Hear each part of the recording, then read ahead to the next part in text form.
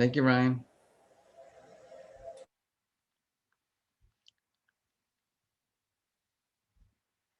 God, we got, hi, Melbourne. Hey, Calgary, Florida, Honolulu. This is so cool. Montpelier, Fort Lauderdale, Indiana, Phoenix, Hackettstown, Jersey. My goodness. Oh, that's very sweet, Tuheen. Thank you. From Ecuador. Hola, Mabel. ¿Tienes el libro en español? Permiso para sentir.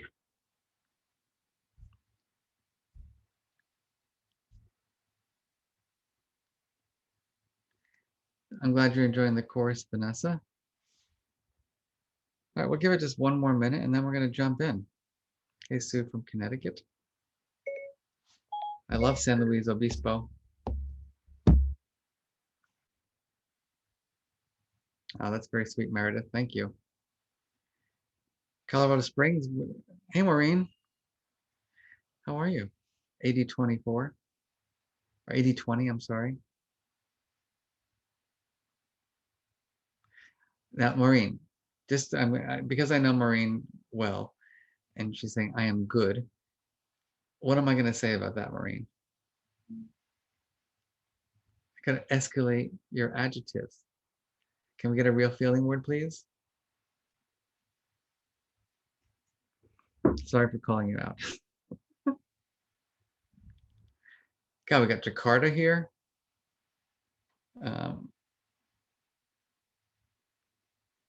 Cool. This is very, very fun to have so many people from all over the place. Sorry, Carol, that you're feeling perturbed. There you go, Mark. Maureen said she is elated to participate in this book study. That's cool. All right. Well, we're going to jump in.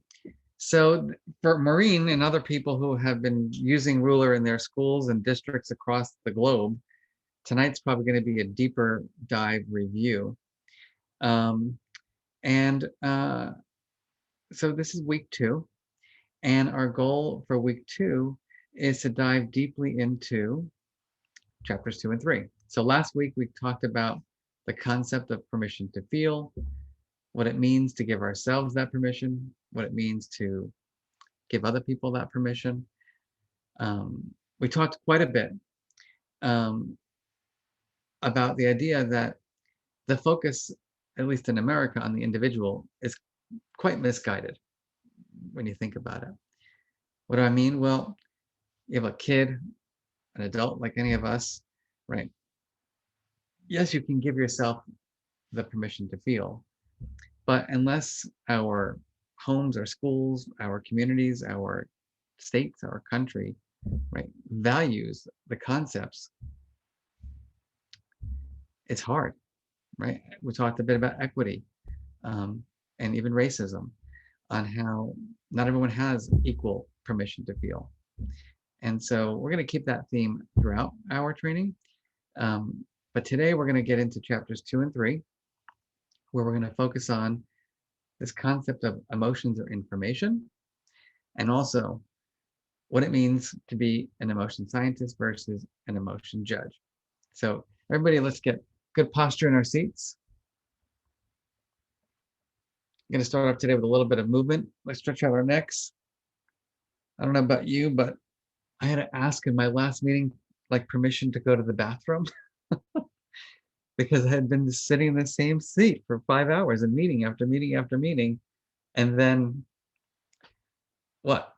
I was like, I can't, I have to go to the restroom. I'm sorry, I just have to go. I need a fresh glass of water and I got to go to the bathroom.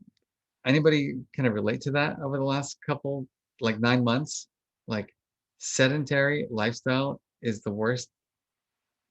I don't know about you, but like, it's killing me. I can't stand working from home. So let's roll out our necks a little bit. Let's roll out our shoulders, bring them back 3, forward 3. Look to the left, look to the right, look down, look up and back. Hands out. Stretch it out. Yeah, some people do love working from home. That's fabulous. If you're used to it, it's great, especially you have things that you can do.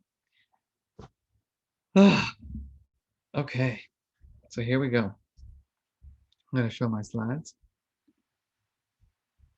Hey, Ryan, you got to enable me. Sorry, boss. Hold on. Here you go.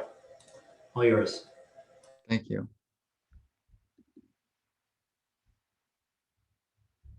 Permiso para sentir. Actually, I was really excited if I shared this with everyone, but Permission to Feel is coming out in 20 languages, or 21 languages now. And I just got this week, or last week, Lithuanian. Isn't that cool? Oh, there you go. I can't read it. I don't even, but pretty. And I know the Korean copy is really cool too. Look at the cover of the Korean one. Isn't that gorgeous?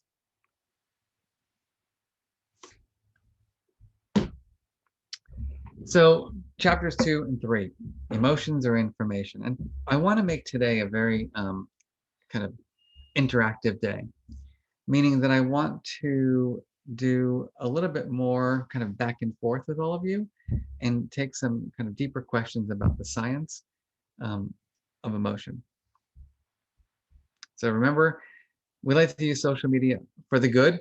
So if there are nuggets and you want to share them with your followers to get the word out, please do so. You got Twitter, Instagram, Facebook. But again, really trying to use this to promote a better world. And so take the nuggets and share them. Let's set an intention, please. Can I ask everyone to take a nice long inhale and an exhale? So how are you feeling? You've read most of the book. What quadrant are you in?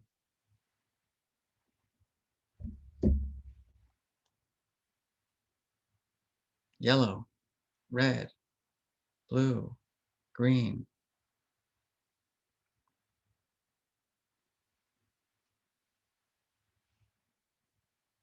Lots of yellows and greens and some blues. And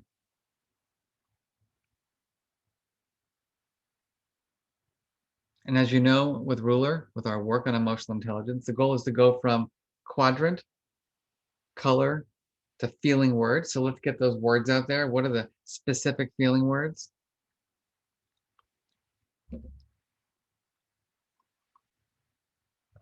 Inspired, settled, drained, at ease, drained, exhausted, hopeful, at ease. Okay, got the whole emotional kind of palette here. As I think about it, we've got just on Zoom alone, we've got over 500 people, and we've got people on Facebook. Here I am as your teacher, right? And I've got a class that is filled with people who are energetic, overwhelmed, exhausted, pleasant, pushed, body aches, overwhelmed, irritated, but focused. Like, what do you do with that information? What am I supposed to do, about all the feelings? Well, we know the first step is what? There's no judgment, right? You're going to give yourself that permission to feel. Sorry for that COVID positive test there. So what's your strategy for the night? We got 40 minutes or so together to be focused, to be engaged, to be in learning mode. Do some breathing.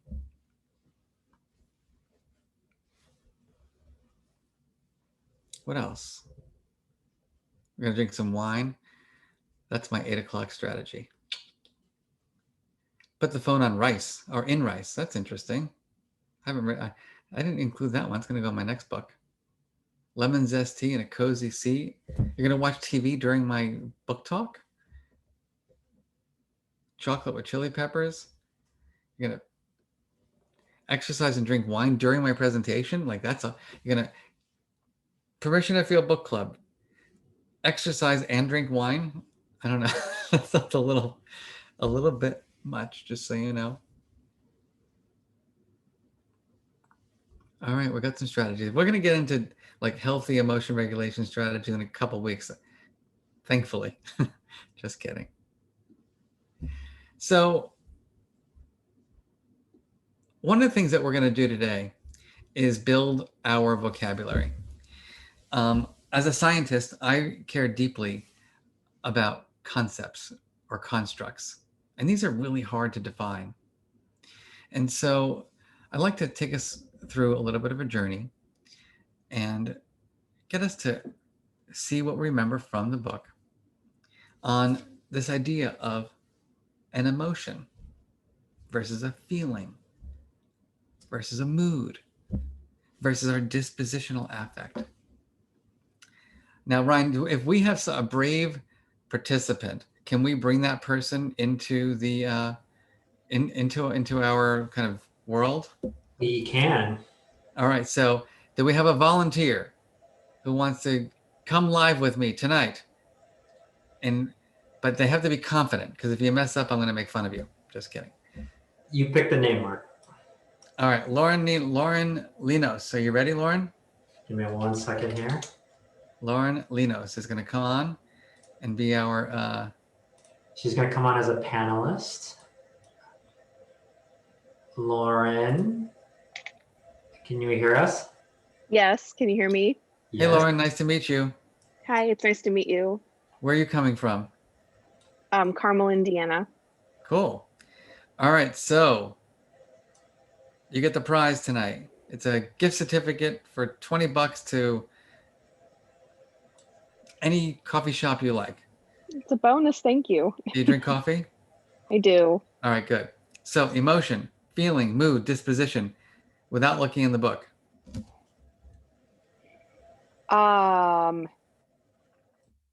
Nervous. I'm sweating and I feel like I want to cry. Wait, because you're doing this? Yeah, I'm a little anxious. That's all right. Just take a nice long inhale and a little exhale. But what I want from you, Lauren, are like, what's the difference between these four things? Do you remember that? Oh, emotion, feeling, mood, dispositional Yes. affect. You only get the $20 if you get the differences. Fair enough. An emotion is more specific. I remember that. A feeling is more general. Mood is more general. Uh-huh. I don't know the difference between feeling and mood. And dispositional affect. I'll be honest, What does it feel like? When you see the word dispositional affect, what does it make you kind of think of? Your disposition, dispositional affect. Like if someone has a disposition, what do you think of it in terms of as a descriptor of a person?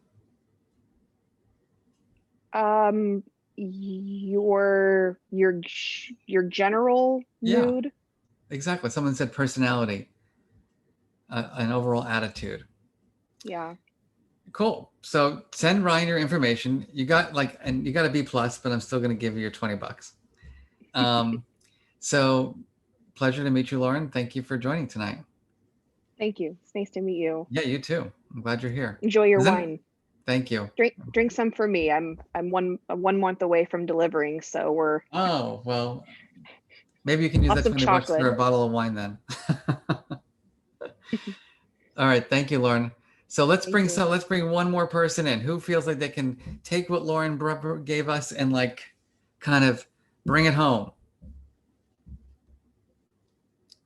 Joy Kingsbury. You said, Joy, you want to come on? All right, give me 1 second.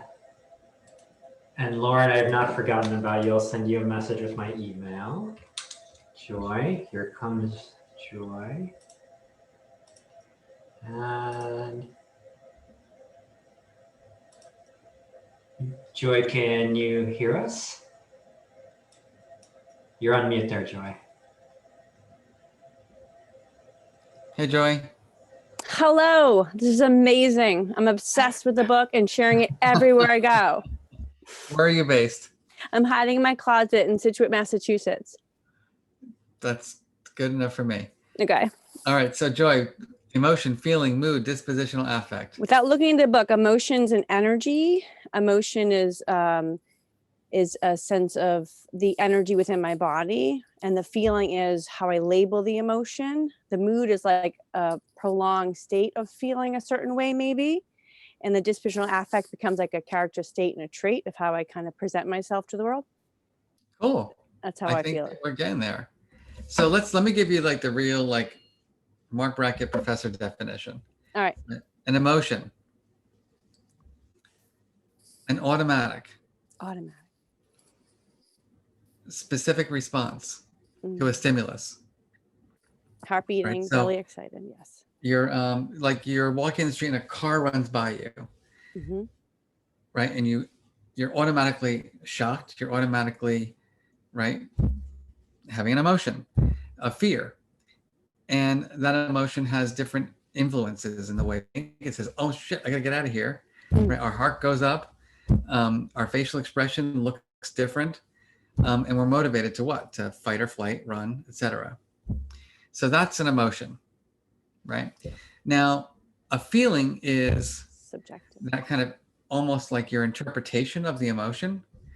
It's like your psychology piece. You start thinking, oh my goodness, like I feel sick to my stomach. Oh my God, I don't feel like ever taking a walk again because I'm gonna get run over by a car.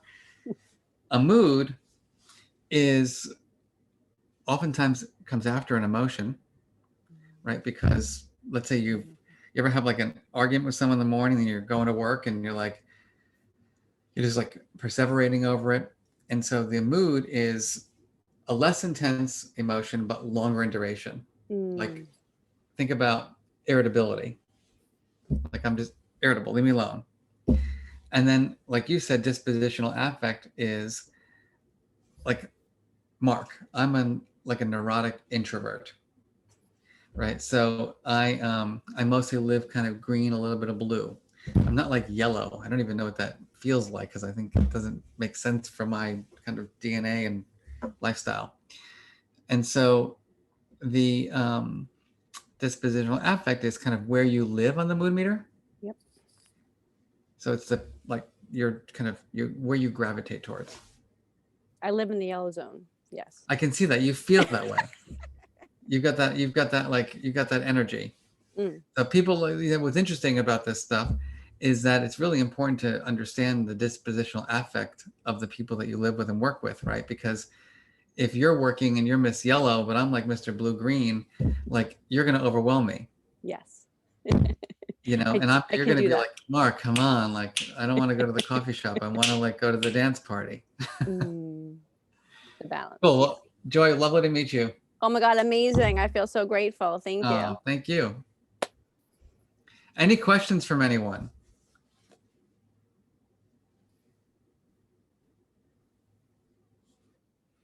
Any questions?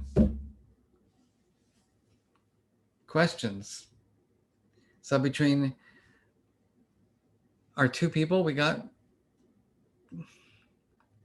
So the feeling is more your private mental experience about the emotion. Think of it as your private mental experience, right? You can have feelings that don't necessarily show up on your face. The feeling is, I don't feel like being with you. I don't feel like going to the movies. I have this feeling like things aren't working out right now. Now, does it really matter? Does it really matter? So, and I think next week we're going to dive deeply into the mood meter. We're going to do the whole mood meter, like from soup to nuts. Mark, I'm going to throw some questions at you in the Q&A side. Okay, cool. How does our dispositional affect change throughout our life? Great question. So it changes, but not a lot.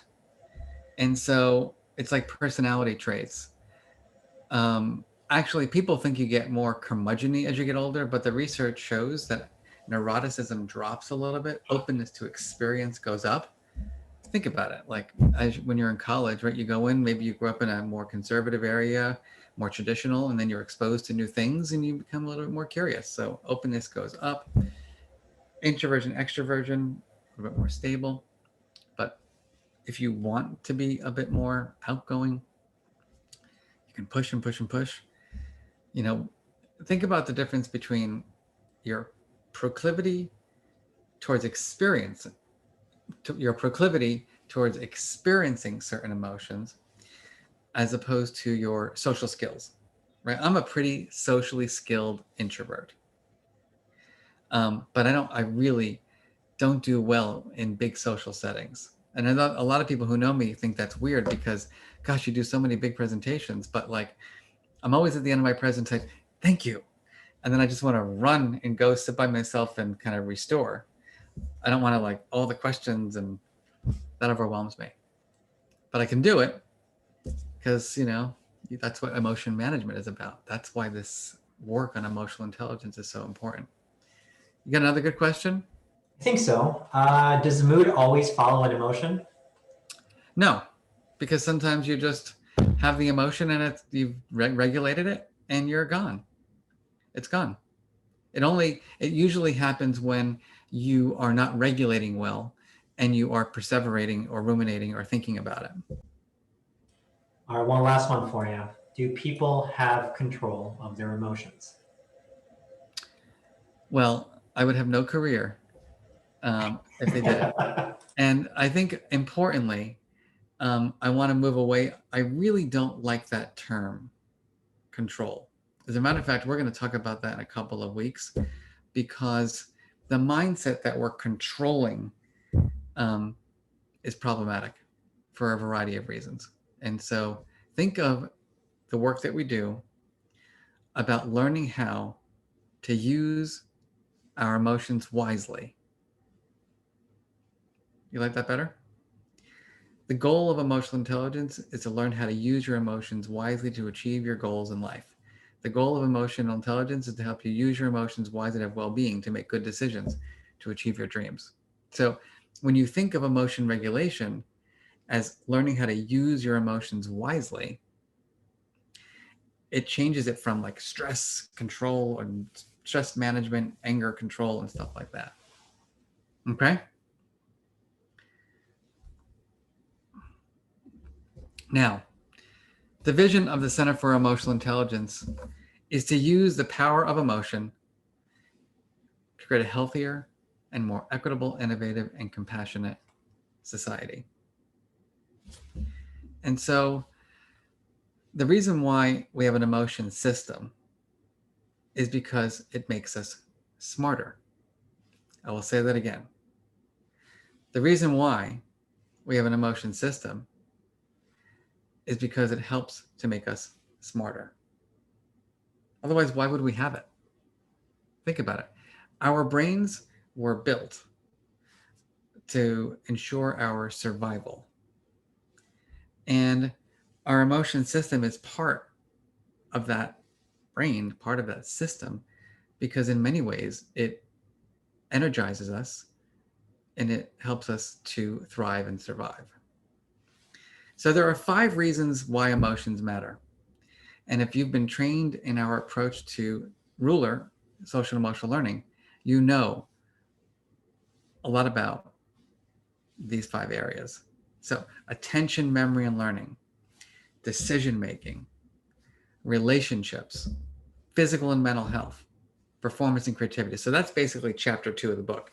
These 5 areas basically outline chapter 2. Emotions are inextricably linked to our ability to focus and pay attention. Think about that.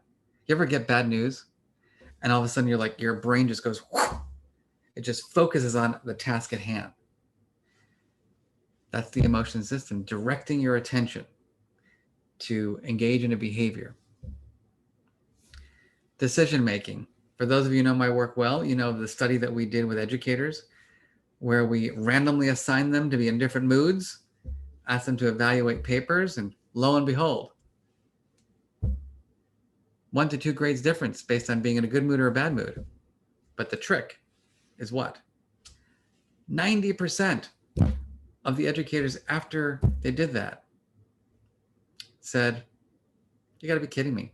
There's no way that how I felt influenced my decision making. Something to think about. Now, one of the things that's really interesting about emotions and decision making is something we're going to call incidental versus integral. Has anyone here ever had an argument with someone at home before they went to work? Hands up, like daily. And so you're angry at your loved one, your kid, your partner, whoever it was. And then you get to work, or I'm in a meeting with Ryan, my colleague here, and Ryan says, Mark, take a look at this thing. I'm like, I hate it. That's an example of how our emotion system directly influences our judgment. Now, what's interesting about that is that I'm not consciously aware, that the lingering anger or frustration or irritability is what's driving the judgment. And that's the interesting piece of the whole phenomenon. That's the incidental piece of it, right? That I'm not aware that I'm having this incidental influence. Does this resonate with people? Okay. Now the question is, what's the antidote? What is the antidote?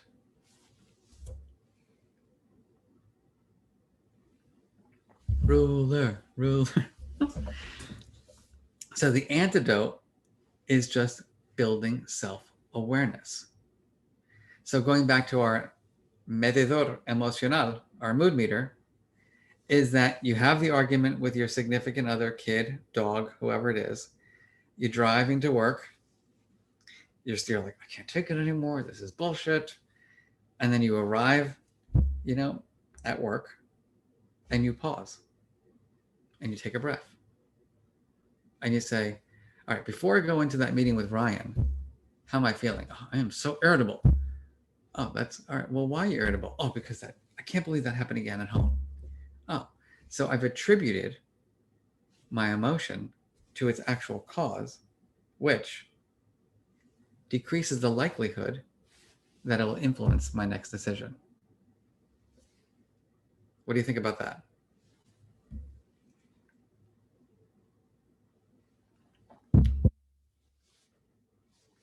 Do we get it? So it's the habit formation of pausing, reflecting, labeling, and then moving on. Any questions coming up, Ryan? Let's see. Any questions about that? Not for that in particular. All right, relationships. Emotions are the drivers of our relationships. Does anyone know my phrase that I use all the time? Emotions are signals to fill in the blank.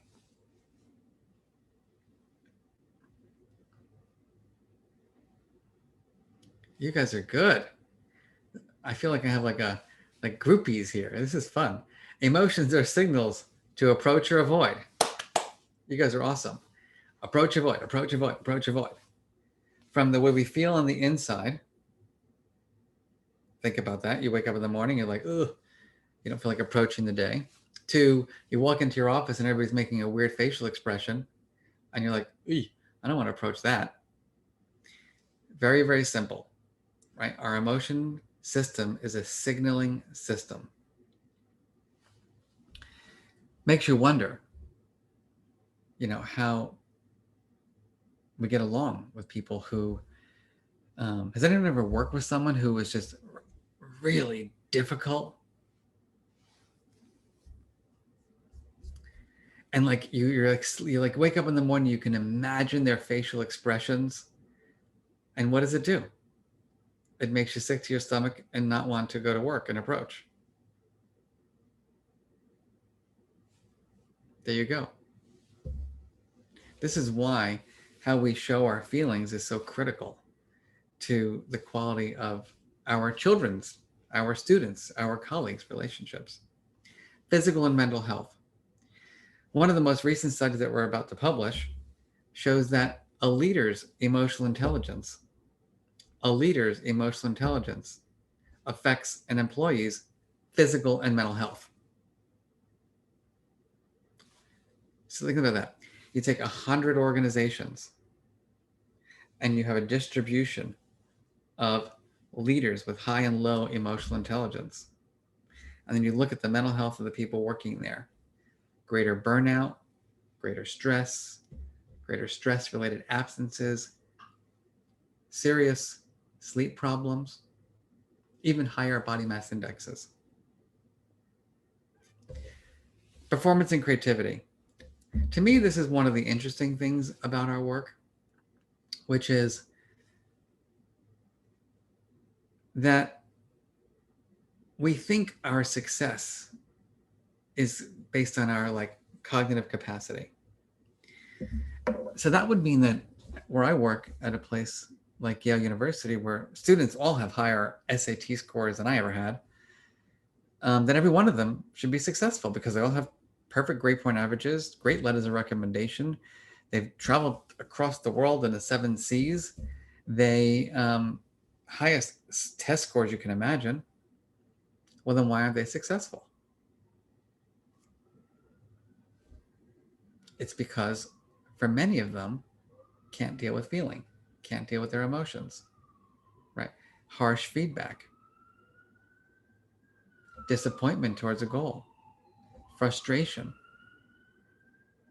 And so when you really start thinking about it, I don't know about you, but in my career, my goodness, there have been some very, very, very difficult moments, like really hard moments, or, in terms of, do I do this? Do I not do this? Do I go there? Do I not go there? Do I hire this person? Do I not hire this person? Do I have to let this person go? Whatever it might be, all feeling. And if you can't manage that feeling, oftentimes you just don't achieve your dreams.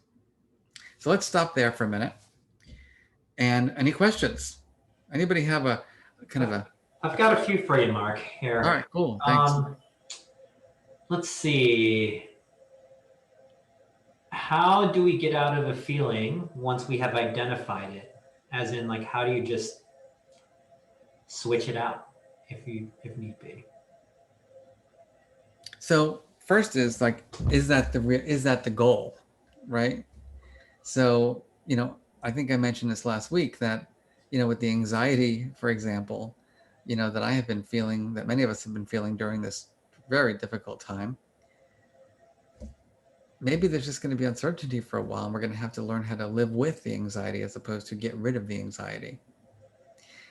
I have to tell you, that mindset alone, that it's okay to feel an unpleasant emotion, is a huge strategy.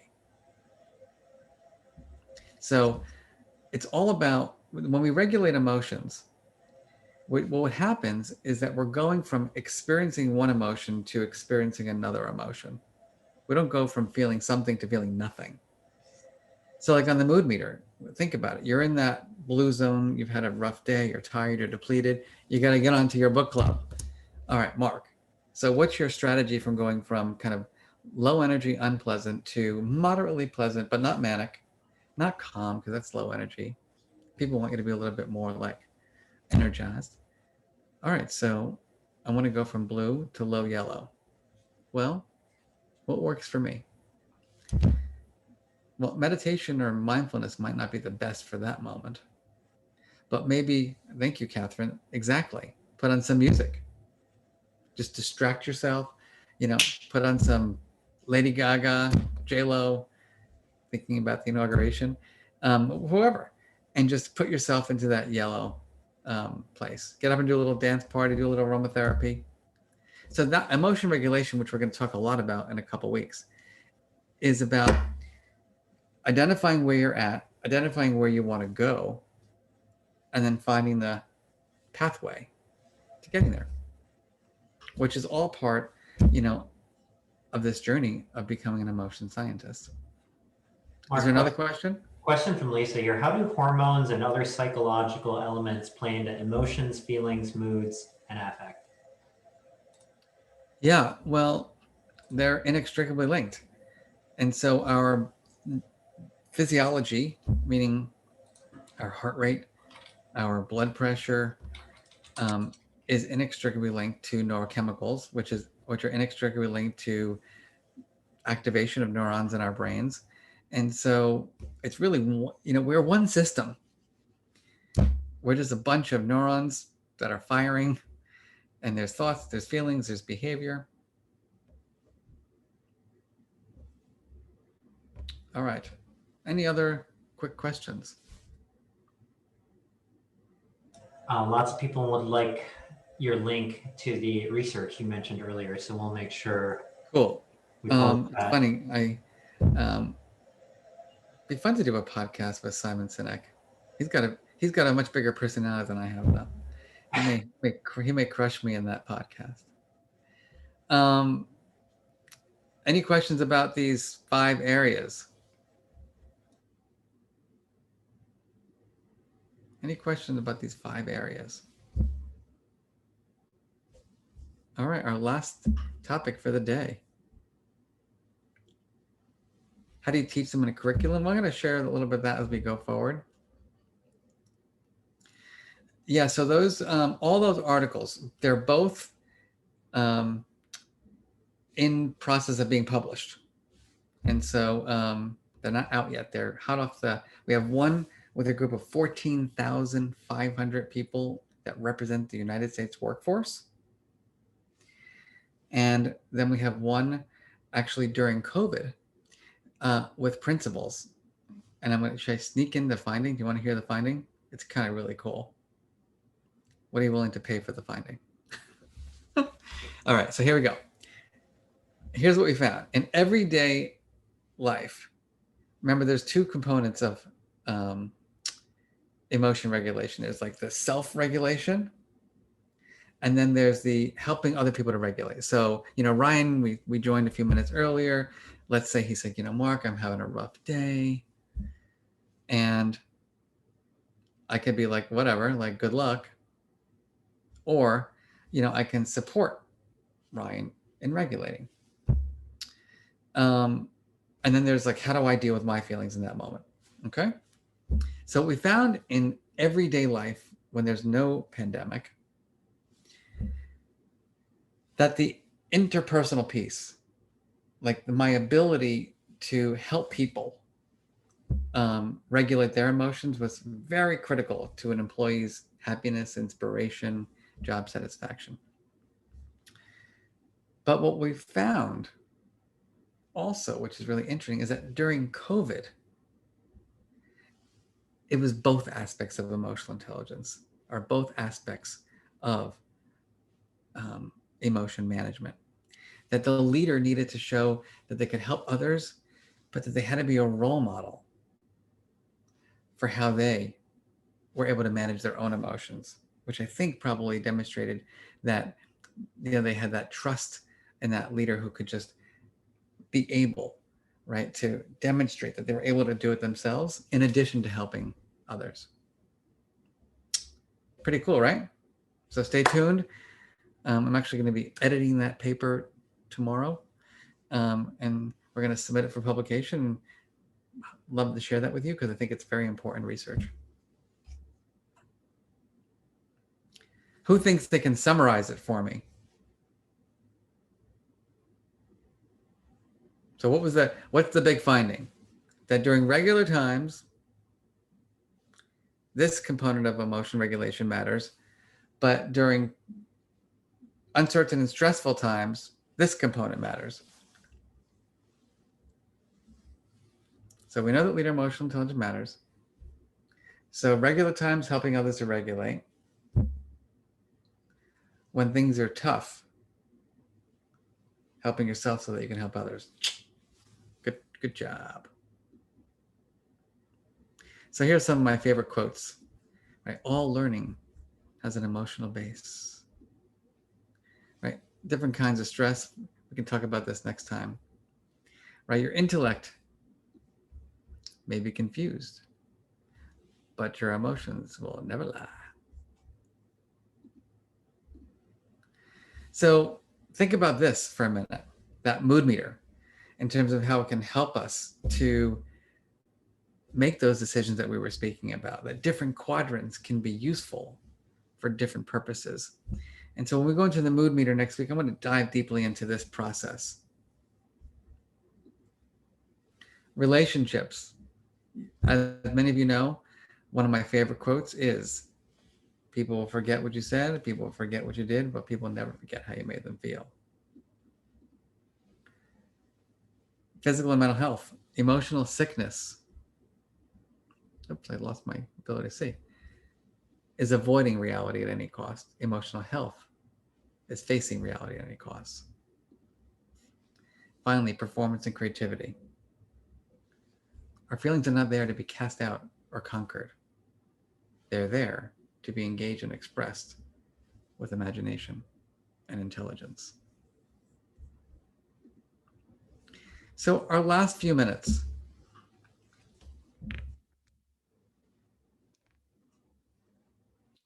What is your question? So Jody needs her question answered. Can you help me with that one, Ryan? So we're going to dive into the mood meter again, Nick. Next week, I'm going to go into kind of deep overview of like the mood meter and how the quadrants work for different purposes and all that kind of stuff. Everyone comes, if you're in today, you'll get the email for next week. All right, everyone, take a nice long inhale. And a nice long exhale. So last week, giving ourselves and everyone we care about, and even those we don't care about, permission to feel. This week, emotions are information. They influence our thinking, our judgment, our decision-making, our relationships, our health. Yes, everything's on Facebook and YouTube channel. Just go to my YouTube channel. You can watch last year's club. Now, we know the science is there. We want to become wise around emotion. So we got to strive to be emotion scientists as opposed to emotion judges. Say that again.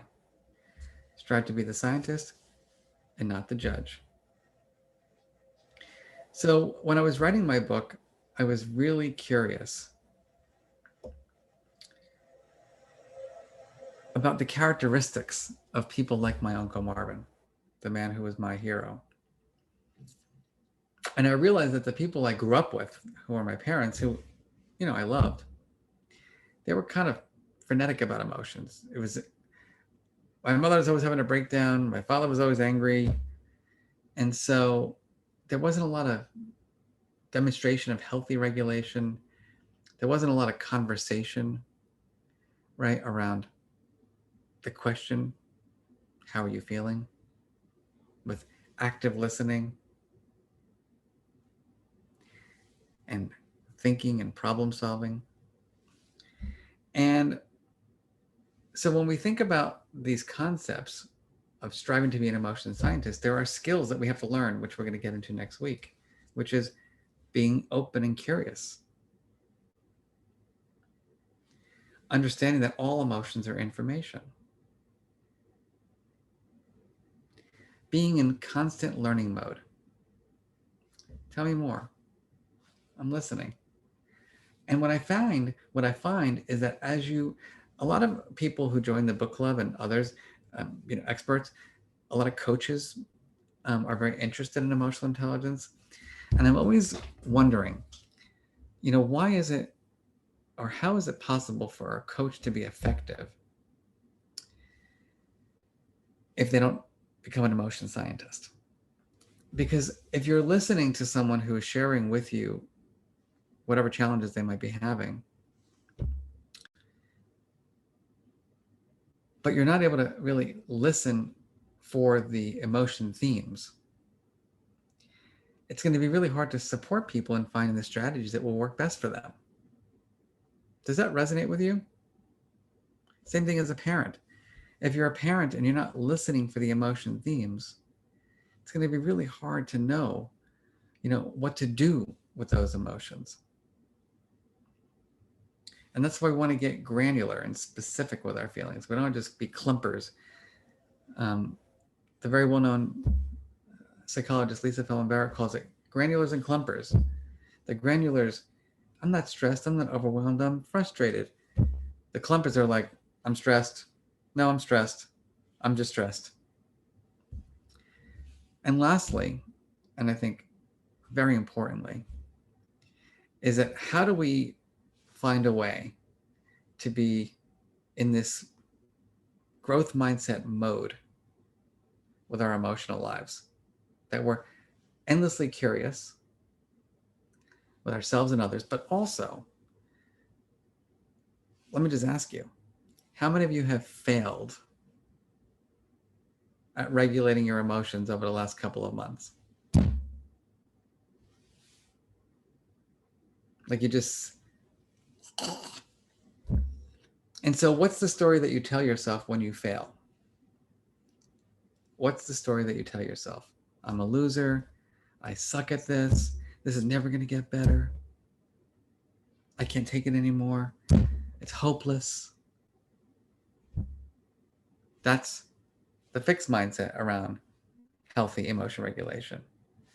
The growth mindset is, shit, really messed up today. What was the thing that got underneath my skin that really just drove me out of my mind? Oh, wow. I didn't get enough sleep. I was a little irritable with my partner. Okay, so what caused that irritability? Oh, okay. What was my strategy? Oh, I went with that automatic, habitual, impatient, kind of stupid comment. Okay. So how can I do better tomorrow? I can get more sleep. I can take that breath, and etc. So do you see what I'm getting at here? I think what I want to end with is that to be an emotion scientist, you got to have a lot of patience, because this is really freaking hard work. To be an emotion judge, you don't have to put any effort. It takes very little effort to be an emotion judge. But to be an emotion scientist, it's hard work. And so the question is, what's the benefit? And for that, you're going to have to wait until next week. So everyone, I'm going to turn it back over to Ryan for just a minute, who's got some stuff to Yes. You have your, what do you call it? Your notices or whatever they call it? Announcements. Announcements. Thank you. I'm going to add the survey. We sent it out a little late in the chat. It's also on Mark's Facebook page in today's recording, so feel free to look out for that. All of the recordings will be on Mark's YouTube channel by tomorrow morning, in case you want to refer back to it, as well as the Facebook Live page.